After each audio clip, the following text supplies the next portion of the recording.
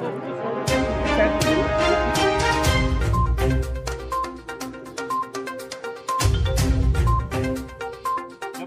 चाहता है कि आपका आपका ज़हन ही खुद बोलेगा। मैंने नाराज ना हो हिंदुस्तान की पूरी औरतों ने जिन्होंने आईनी हिंदुस्तान वाला ही या बारामूला ही के हस्बैंड थे उनको कहा आप किधर डालो वोट, लेकिन हम उनको मालूम था अंधी भी होगी, सब अमीर नहीं होते जिससे वो जानते हैं आप टूरिस्ट की सूरत में आ जाओगे।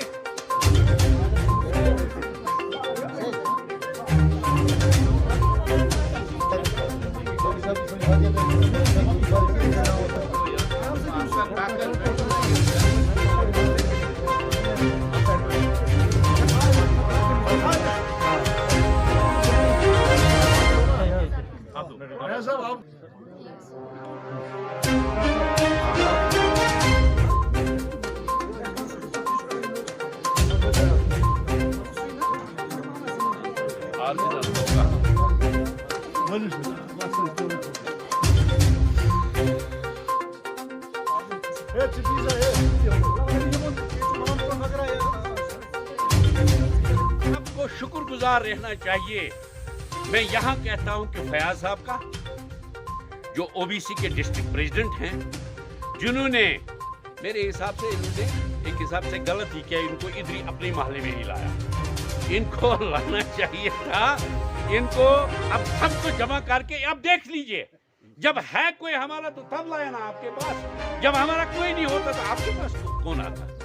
इंशाल्लाह आपके साथ वादा है, मैंने इससे कबल भी ये कहा कि हम इनके बहुत शुक्रगुजार हैं जो इस वक्त हमको इस तो बहुत आप भी अंगेज हैं इस वक्त। मेरी रिक्वेस्ट, हमारे कई शिकायतें आई हैं, थोड़ा चलाते हैं।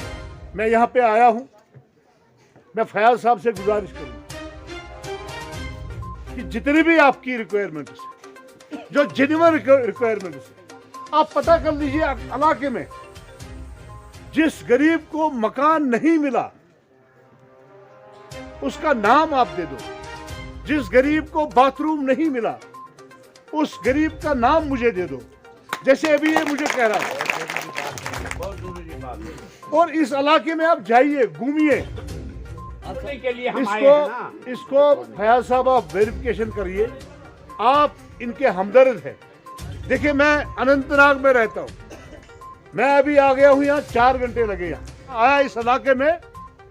डीसी साहब आप इस इलाके का दौरा कर लीजिए, आप खाली बारामूला टाउन में मत रहिए, आप देखिए यहाँ पे हमारे लोगों का हाल क्या है। मैं डीसी साहब से गुजारिश करना चाहूँगा कि जो यहाँ पे नाइंसाफी हो रही है, जिन ठेकेदारों ने बाथरूम के लिए 4-4 हजार रुपये लिए, जिन ठेकेदारों ने आए हुए हट के लिए 20-20 हजार रुपये लिए, उनसे हिसाब ले लीजिए डीसी साहब। अगर आप ये नहीं लेते हिसाब, हमें लेना आएगा, हम आपसे लेंगे हिसाब। और ये डीसी तक पहुंचाना ये बात, क्योंकि मुझे रोना आया इस रोड की खस्ता हालती, यहां कोई हिसाब ही नहीं।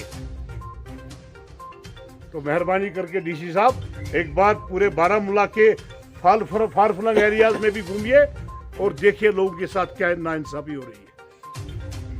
तो आज मैं ज्यादा नहीं कहते हुए साथियों, मैंने वादा किया आपसे मैं दोबारा आऊंगा। और फयाज साहब हमारे डिस्ट्रिक्ट प्रेसिडेंट, क्योंकि मैं देखिए आज हम पंजाब केसरी के ओर से मेरे साथ राकेश जैन जी हैं, जो एक एनजीओ के माध्यम से हम यहाँ पे लोगों को कुछ सामग्री देने के लिए आए हैं।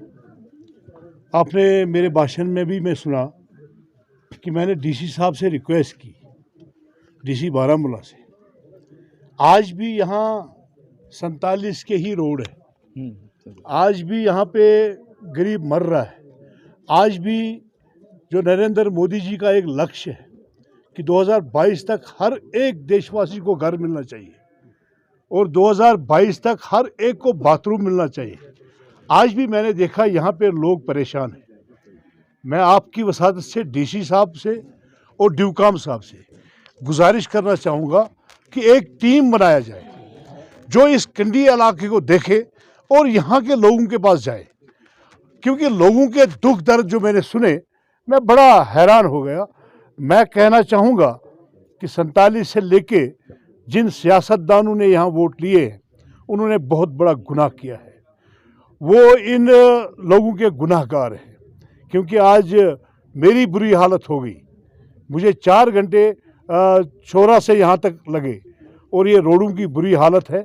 मैं कहना चाहूँगा एक बार फिर एलजी मनोज सिन्हा जी से, आपकी वसादत से, कि बारामूला के इस सुल्तानपुरा कंडी इलाके का दौरा कराएं, एक टीम यहाँ पे बनाए और यहाँ देखिए लोगों की मुश्किलात क्या है। बहुत ज़्यादा नाइंसाफ़ी हुई है, बट अगर ये बात आगे पहुँचेगी मुझे लगता है कि उन अफसरों का खैर नहीं होगा जो ऑफिसर इस इलाके में ड्यूटी अंजाम दे रहे होंगे। तो इसलिए मैं उन अफसरों को भी कहना चाहूँगा, 156 योजनाएं नरेंद्र मोदी जी ने लॉन्च की है।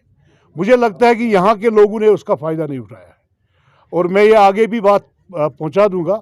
बट आज हम यहाँ पे कोई पार्टी का कोई प्रोग्राम नहीं था। आज हम यहाँ पंजाब केसरी के ओर से कुछ गरीब लोगों के पास हम गए, उनको कोई सामग्री दी। मेरे साथ राकेश जैन जी हैं, इनके साथ इनकी फैमिली भी है। पिछले कई दिनों से हम ये पूरे कश्मीर घाटी में कर रहे हैं, तो आज यहाँ पे आए और हमने जानबूझ के इस इलाके को चूज़ किया। यहाँ पे एक सोशल एक्टिविस्ट है फयाज़ अहमद नजार साहब, उसका दर्द है क्योंकि वो लोगों की खिदमत करे और आज हम इसीलिए उसकी वजह से वो एक सहारा हमारा बना। हम यहाँ इन लोगों के पास पहुँचे। आया ही नहीं कोई, यहाँ लोगों के पास कोई नहीं आया। वोटों के वक्त तो शायद मुझे लगता है आ गए होंगे, बट वोट लेने के बाद यहाँ कोई नहीं आया, कोई नेता नहीं आया, कोई मुझे लगता है कि पता नहीं जो बैक टू विलेज प्रोग्राम हुए उसमें यहाँ लोग आए या नहीं आए, तो डीसी साहब को वो भी देखना चाहिए। मेरा नाम राकेश जैन है, मैं अध्यक्ष हूँ भगवान महावीर सेवा संस्थान रजिस्टर्ड लुधियाना का। लुधियाना से हम यूसुफ सूफ़ी साहब जो कि जम्मू कश्मीर के वाइस प्रेसिडेंट है भारतीय जनता पार्टी के, उनके माध्यम से देश के कोने कोने में जहाँ पे भी ज़रूरतमंद कोई भी परिवार अपना जीवन बसर करने में थोड़ी दिक्कत आ रही है। हमारा एक बहुत बड़ा ग्रुप है पंजाब केसरी ग्रुप, जिसके मुख्य संपादक है पद्मश्री विजय कुमार चोपड़ा। उनके मार्फत देश के कोने कोने में उन ज़रूरतमंद लोगों तक पहुंचा जाता है जिन्हें आज किसी भी तरह वो असहाय महसूस कर रहे हैं। कोई एहसान नहीं कर रहे, कोई दान करने नहीं आए, उनसे एक मुलाकात करने के लिए आए हैं और उनको कुछ गिफ्ट देने के लिए मात्र यहाँ पे आए हैं। हमारी संस्था जो है वो दिव्यांगों के लिए भारतवर्ष में काम करती है। जैसे पोलियोग्रस्त रोगी आपने देखे होंगे, उनका जीवन जो है ज़मीन पे रह जाता है, कभी खड़े नहीं हो पाते। आज तक तकरीबन 3000 से ज़्यादा लोगों की सर्जरी हो चुकी है। उसके अलावा जिनके हाथ टेढ़े मेढ़े हो जाते हैं, पैसे के अभाव के कारण सर्जरी नहीं करवा पाते, हाथ पैर कट गए हैं, बनावटी अंग नहीं लगवा पाते, ये सेवाएं दुनिया भर में जो भगवान महावीर सेवा संस्थान की ओर से दी जा रही हैं, वो जहाँ पे हमने सभी लोगों को इन्फॉर्मेशन दी कि आपको ऐसा कोई भी केस दुनिया भर में आपको मिले, उसकी निःशुल्क सर्जरी की जो व्यवस्था है हमारे संस्थान की ओर से है। दूसरी बात, 5 घंटे का सफ़र तय करके आए, हम भावुक भी हो गए। यहाँ के जो लोग हैं कितने संवेदनशील हैं गरीब लोगों के लिए, तो उनकी संवेदना देखकर हमारी थकावट दूर होगी। धन्यवाद। जय जिंदर।